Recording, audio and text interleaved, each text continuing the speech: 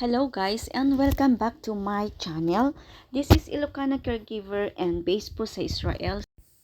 So sa mga hindi pa nakasubscribe sa ating channel, please do subscribe now and don't forget to click the tiny bell so that if I have a new video, you will be notified. So guys, for today's video, ang i-share ko po sa inyo ay itong ating pagpapaganda. Yes guys, ito ay ang aking lumang video. Few years ago na nakuhanan.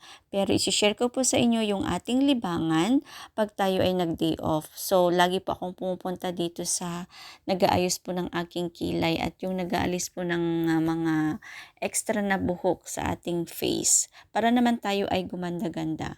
So, bilang caregiver or bilang OFW sa ibang bansa guys, ito yung pamamaraan ko sa sarili ko na libangin yung ating sarili para naman hindi tayo bored sa ating trabaho kasi talagang mahirap yung trabaho natin bilang caregiver. Nag-aalaga po tayo ng dementia, so kailangan po natin mag-relax.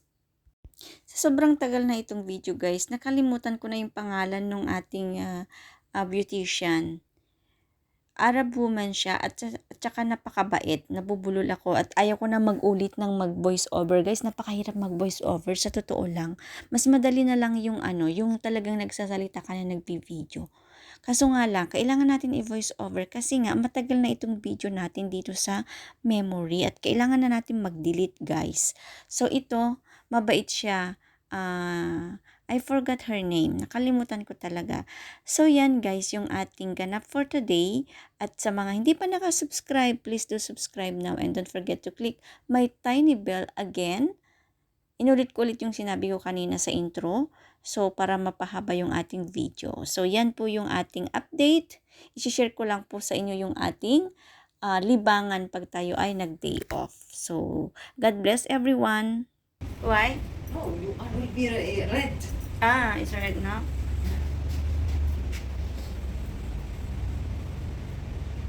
You know, Syrian women, because they are a dark color, they put it a cream that make it a little bit of dark. Oh.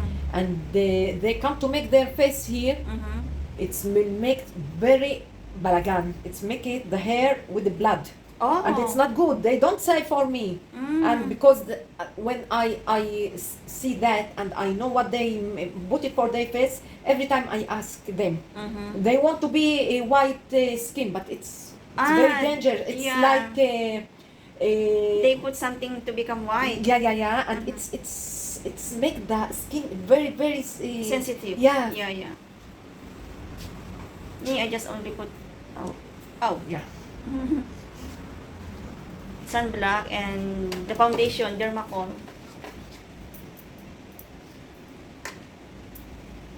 What's your name? What? The foundation? Your name. Harry. Harry. Yeah, Harry Harry. up. You are from Philippines. Yeah. Before COVID, I came here so many times. Yeah, I remember. But 1 year, Yeah. I stopped because of the COVID.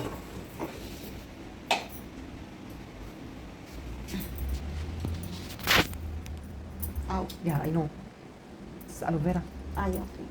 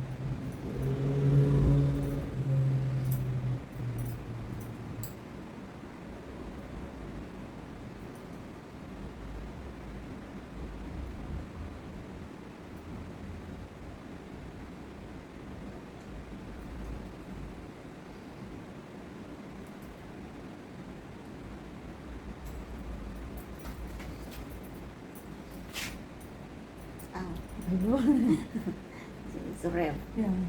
That's 2 minutes and it's Yeah, it's that's it. yeah. To the end. That's it. Nice. Phone? Yeah. It's clean now. Yeah.